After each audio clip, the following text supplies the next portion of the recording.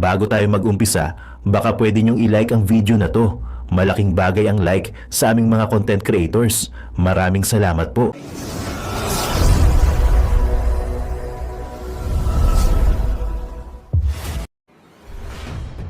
Nagbigay sila ng sulat na permiso na pwede siyang makibahagi pero via video link. Iyan yung bagay na ipinahayag mo hinggil sa kanyang kalusugan. Sa madaling sabi, sa pananaw ng korte, may kakayahan ng dating Pangulong humarap sa kanila. Tapos, sinugot pa nito yung isa pang kahilingan ni Councilor Medialdea. Ngayon, yung mga bagay naman hinggil sa karapatan ni Ginoong Duterte. Ito at nasa harap natin ang pahayag sa registry na nagsasabi na si Ginoong Duterte ay nasabihan na ng kanyang mga karapatan. Kasama na yung mga artikulo 66 at 67 ng Rome Statute. At alam niya ang kanyang karapatan. At batid din niya ang mga paratang laban sa kanya. Pinunto sa korte at sinabi na alam ng dating Pangulo ang nakasaad sa arrest warrant sa kanya. Nasa harap din natin ang pahayag ng registry na nagsasaad na alam niya ang warrant of arrest sa wikang Ingles at na siya ay mainam sa Ingles. Inuulit ko, maaaring basahin muli sa iyo ang mga paratang sa wikang Ingles katulad ng ginawa ngayong araw. Binasa ko sa iyo sa lingwaeng Pranses ang mga karapatan mo, Ginoong Duterte, dito sa harap ng korte. Gusto kong muling tumbukin na ito ay initial hearing lang. Pero para lubos ang mabatid ni Ginoong Duterte ang kanyang mga karapatan at mga paratang laban sa kanya, magkakaroon ng buong procedure bago dumating ang confirmation hearing. Sinabi ni Madam President kay Councilor Medialdea para mabigyan ng pagkakataon si Ginoong Duterte na ihayag ang mga bagay na pinag-aalala mo hinggil sa warrant of arrest, hinggil sa crimes committed, hinggil sa mga paratang, at anumang bagay na may kinalaman sa kanyang pag-aresto at mga bagay hinggil sa jurisdiction ng korting ito. May pagkakataon kang gawin ito sa proceedings bago dumating ang mismong hearing ng confirmation of charges. Tapos sinagot din ng isa pang kahilingan ni Councilor. Ngayon, Council, tungkol naman sa iyong kahilingan na magkaroon ulit ng isa pang hearing sa susunod na linggo. Yung una mong ni-request, hindi ito tinanggap ng korte. Nilinaw ang tugon ng korte sa request na ipinasa ni Councilor Medialdea. Ngayon, nalaman mo ang dalawang desisyon ng korte na pinarinig sa iyo at alam mo na ang dalawang ito ay tinanggihan. Sinabi ang dahilan. And this is by dint of the fact that this first initial appearance hearing does not need much preparation, as I have said to you on a number of occasions. I am now going to... Ayon sa overseer, hindi naman kailangan ng malaking preparasyon sa initial hearing. Tapos, nagpatuloy ito sa huling puntong binanggit noong una. Ngayon, tutungo ako sa pangatlong bahagi, ang pagset ng petsa para sa pagdinig ng confirmation of charges.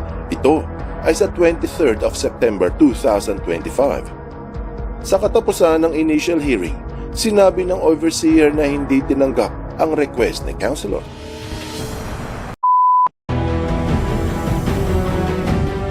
Ang unang hearing sa ICC ng dating Presidente Duterte. Maraming sumusuporta ang nagpahayag ng kanilang saloobin. Marami ding hindi supporters ang naglabas ng kanilang hinanakit. Anumang partido ang iyong kinaaniban, TDS o loyalista, pinklawan o komunista, walang duda na inaantabayanan mo ang mga susunod na kabanata. Milyon ang nanood sa unang pagdinig, pero maraming fake news ang lumabas na hindi mapigil dahil sa malalim na wikang Ingles sa korte ang ginamit. Siguradong magugulat ka sa malalaman mo na may mga sinabi sa hearing na hindi alam ng marami, pero mamumulat ka kung ito ay tatagalogin. Mayroong mga naniniwala at marami din namang naghihinala. Ang tanong, totoo ba?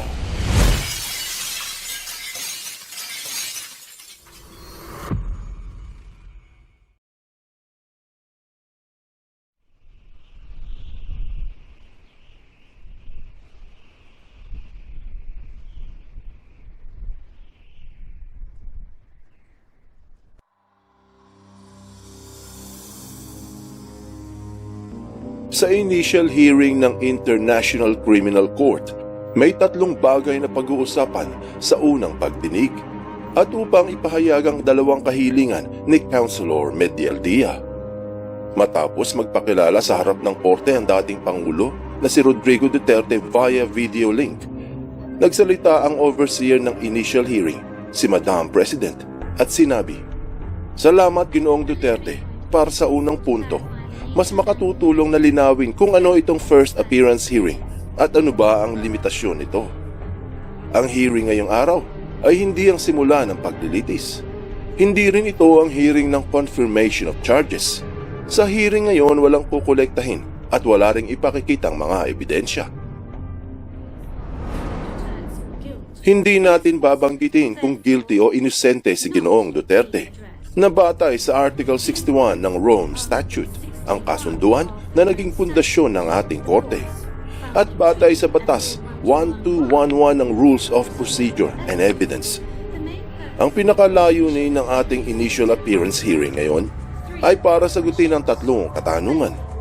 Una, masiguro ng Kamara na nasabihan ang taong tinutukoy sa arrest warrant ng krimen na inaakusa. Pangalawa, kailangan masiguro ng Kamara na nasabihan ng taong ito ng kanyang mga karapatan na kinikilala ng Rome Statute. Pangatlo, kailangan magtakda ang Kamara ng petsa kung kailan ito balak magdaos ng hearing para sa kumpirmasyon ng mga paratang.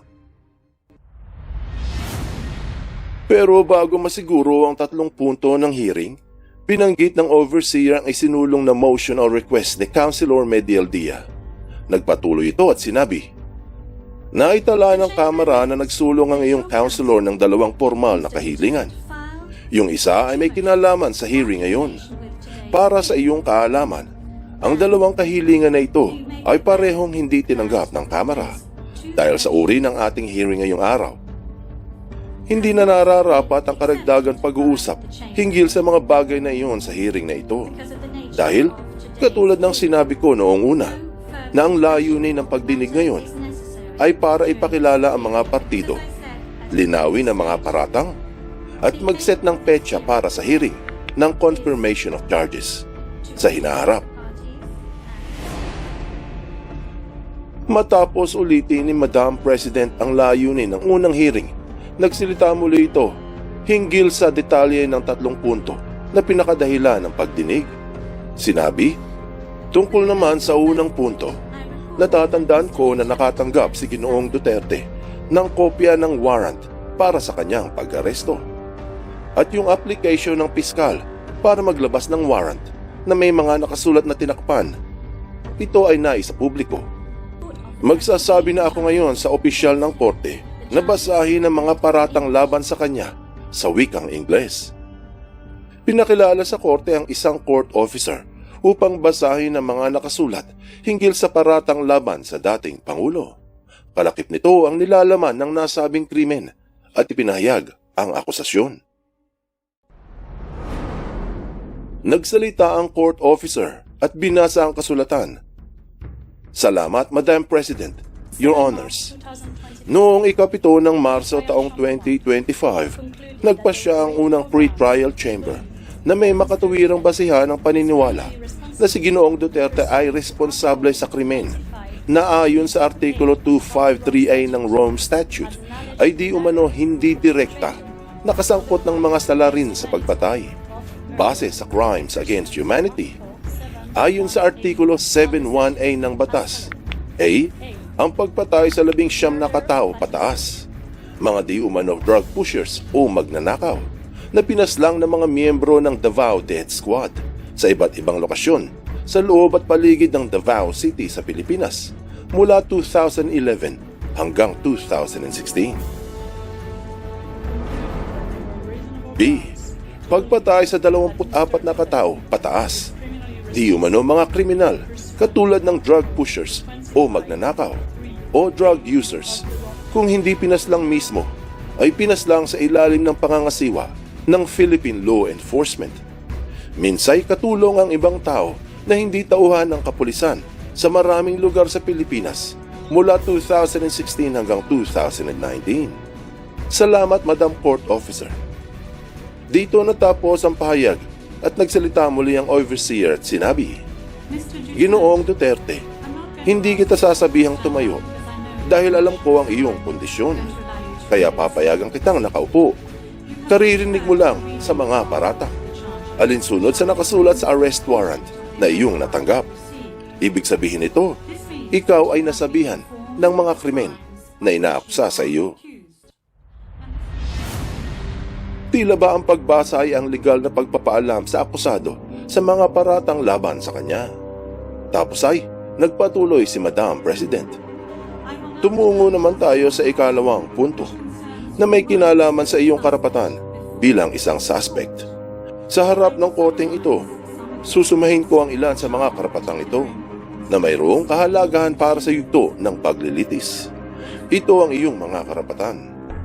Pwede ka makinabang sa tulong, walang bayad, ng isang magaling na interpreter at makinabang sa tamang translation upang makamit ang kailangan para maging patas. May karapatan ka na mabigyan ng oras at ng lugar na kakailanganin para makapaghanda ka sa iyong depensa at makipag-usap ng malaya at pribado sa tagapayong iyong napili.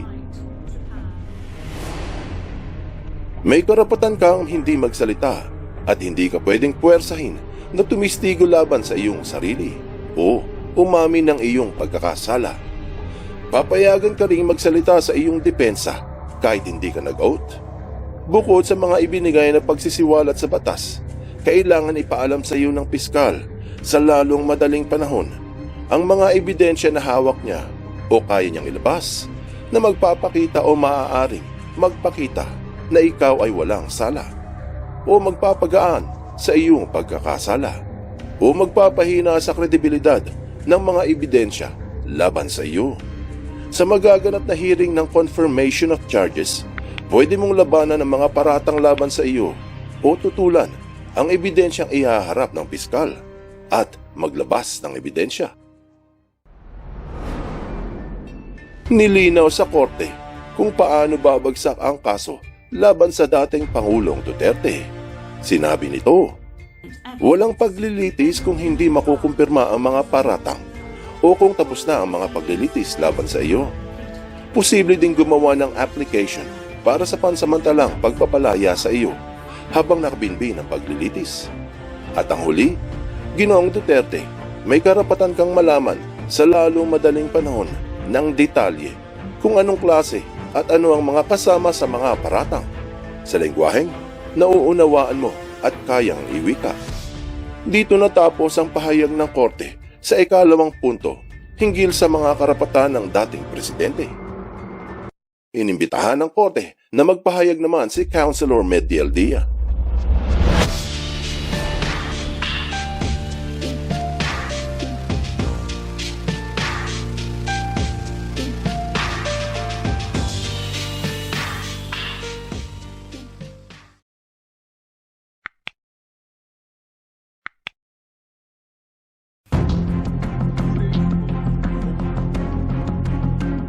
Sinabi ni Councilor ang hinihiling nito para kay FPRRD. 2 araw ang nakalipas at nasaksihan ng buong mundo ang hindi magandang paraan na kung saan isang dating pangulo ng isang soberanong bansa ay ibinandal sa isang pribadong sasakyang panghimpapawid at mabilis na dinala sa dahig.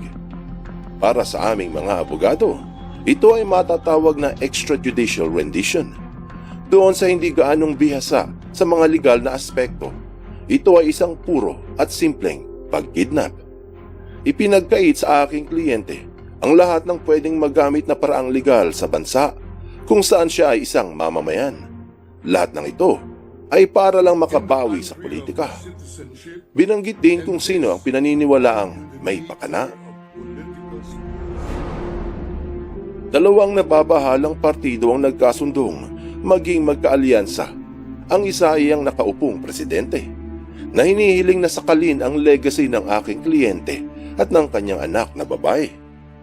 Nagpatuloy si Councilor Mediel Dia at sinabi, and a troubled legal institution subject to delegitimization and desperate for a price cuts and a legal show today on the other hand. Bagamat malinaw na binanggit ni Madam President ang tatlong layunin ng initial hearing, hindi na napigilan ni Councilor ang kanyang pagkadismaya sa nangyayari at nagpatuloy ito. Iniimbitahan ko ang representante ng registry na ngayon ay ilabas sa korte. Ipaliwanag sa mga husgado paano nila pinaniniwalaan na ang pagpasa ay hindi garapalang pang-abuso ng proseso. Kita na ang madali ang pagdating ng aking kliyente, isang nakatatanda na may nakapapanghinang problemang medikal, mahina ang pandinig, may hirap makakita, dinala pa sa ospital para maobserbahan. Pero ngayong umaga ko lang siya nakita sa unang pagkakataon. Wala pang isang oras para mapag-usapan ang mga legal na hinaharap. Hindi ko man lamang naibahagi sa kanya ang kopya ng arrest warrant dahil hindi naman kami binigyan. Hindi ko na naipaliwanag sa kanya ang mga kagustuhan ng piskal kapag nagsusulong ito ng issuance of the arrest warrant. Ito ay dahil sa ang naitaguyod lang ng chamber ay ang may binura na request kagabi lang, bukod sa pagkakakilanlan nito. Pinariingan ni Councilor na hindi preparado ang kanyang kliyente sa madaliang pagdinig. Wala kahit anong naiambag ang aking kliyente sa hearing na ito. At ang mas importante ay, hindi niya naipahayag sa iyo kung nasabi sa kanya ang mga paratang na nilalaman ng arrest warrant. Nagpatuloy si Councilor Medialdia. A reason more pertinent to which I alluded in my written request to this honorable pre-trial chamber this morning and which is confidential in nature. Pinariingan ni Councilor ang kanyang kahilingan at sinabi, inuulit ko ang aking magalang na kahilingan na tinanggihan kaninang umaga na ipagliban muna ang mahalagang aspekto ng pagdinig na ito hanggang sa isang linggo. Binanggit din ang dahilan kung bakit ito humihiling ng isang linggong palugit. Para naman magkaroon ako ng pagkakataon na makipag-usap sa aking kliyente at ipaliwanag sa kanya kung ano ang confirmation hearing at ano yung disclosure at paano siya pinaratangan na nagsagawa ng krimen. Sinabi din ito, I thank the court for its attention and regret to say that I do not have instructions to continue my submission any further today. Thank you. Sa madaling sabi, ang unang kahilingan na isinulong ni Councilor Medialdia sa korte ay ipagliban muna ang initial hearing para sa isang linggo na upang maiprepara ang mga pwedeng sabihin ng dating Pangulo. Ayon sa ibang nakikinig, ay merong punto ang Councilor para ipagliban ang initial hearing at humingi ng palugit. Ito ang sagot ni Ginang Overseer. Hinggil sa kalusugan ni Ginoong Duterte, naniniwala ako na ginawa na ng korteng ito ang tumpak na hakbang hinggil sa sitwasyon ng kanyang kalusugan. At natatandaan ko pa matapos ang kanyang pag-aresto at nang siya ay dumating sa detention center, ang opinyon ng doktor ng korte ay fully mentally aware and fit. At nagpasailalim pa ito sa karagdagang pagsusuri at testing sa detention facility. At nang nagrepresenta ng mga bagay hinggil sa kanyang kalusugan, nagsabi na hindi nito kayang makadalo sa pagdinig. Ang opinyon ng mga doktor na sumuri sa iyo ay ganun nga at sinabi na wala sa posisyon si Ginoong Duterte na pumunta sa hearing ng personal.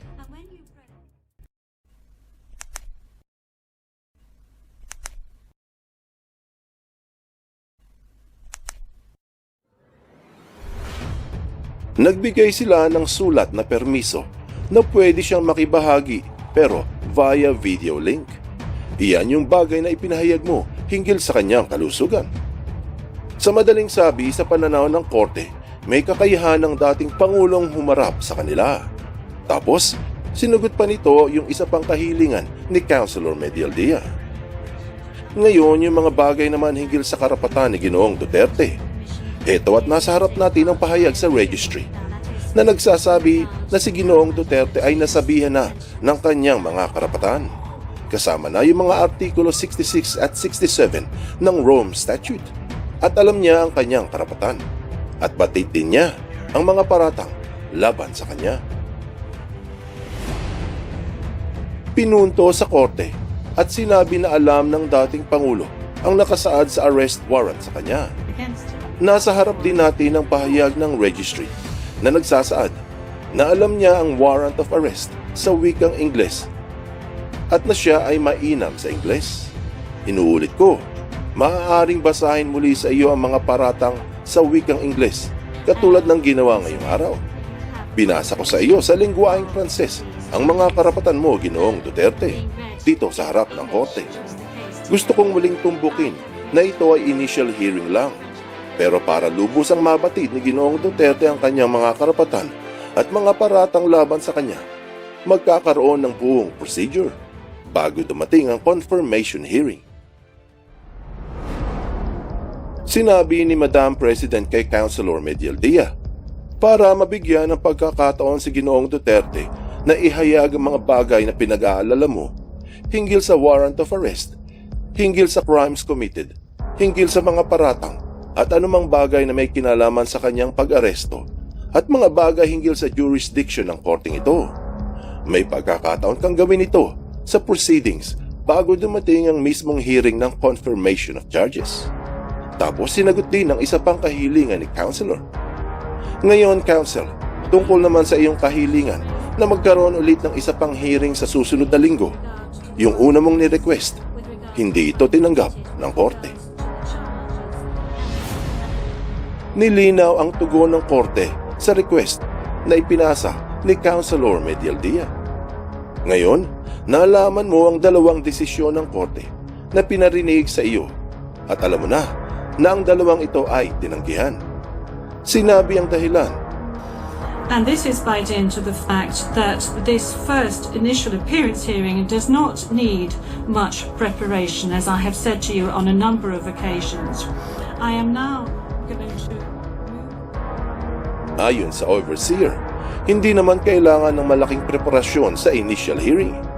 Tapos, nagpatuloy ito sa huling puntong binanggit noong una. Ngayon, tutungo ako sa pangatlong bahagi. Ang pagset ng petsa para sa pagdinig ng confirmation of charges. Ito ay sa 23rd of September 2025. Sa katapusan ng initial hearing, sinabi ng overseer na hindi tinanggap ang request ni Councilor. Anong aral ang mapupulot dito? Mukhang talagang pinaghandaan ng International Criminal Court ang mga paglabas ng paratang laban sa dating Presidente Duterte. Bagamat kulang sa oras ay, nagbigay din ng rebuttal si Councilor Medialdia. Kasama ng kahilingan, pati ang kanyang pagkadismaya. Gayunpaman, ilang buwan pa bago ang mga susunod na hearing. Siguradong paghahandaan na ito ng magkabilang panig at walang duda, maglalabas ang magkatunggali ng kanilang mga big guns. Hindi ba't ang sabi nila, success is when preparation meets opportunity. Buksan mo ang iyong isip at hayaang lumalim pa ng lubusan ng iyong pangunawa sa mga kasaysayang kapupulutan ng maraming aral. Tandaan, katotohanan ng susi sa tunay na kalayaan.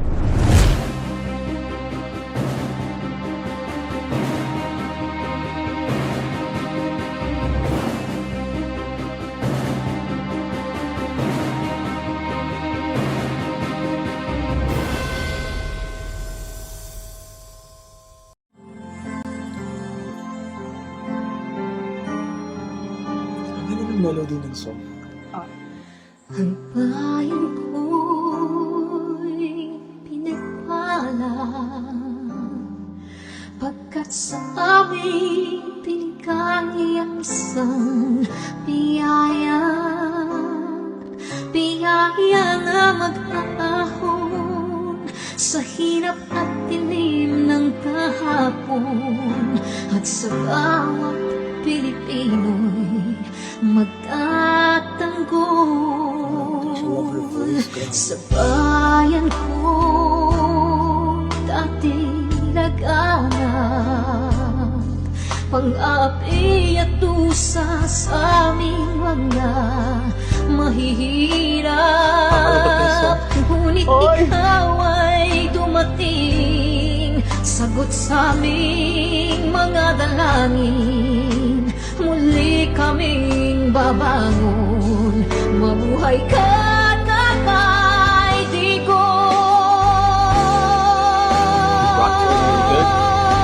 Ama, maraming salamat. Aming mga mata'y minuhulat, gawain ng masasamay iyong isiniwalat. Ikaw lang ang pag-asa naming lahat.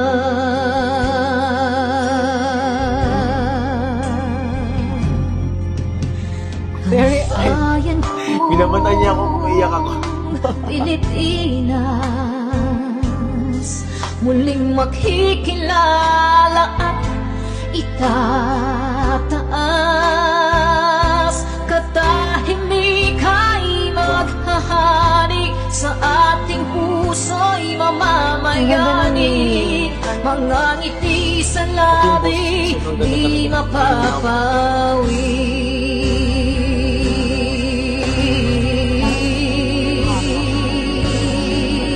The breathing though.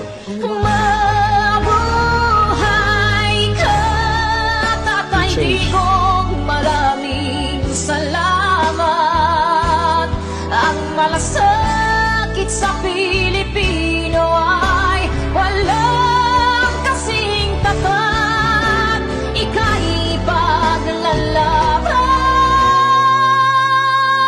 ng iyong mga anak. Tunay kang biyaya sa bansang Pilipinas.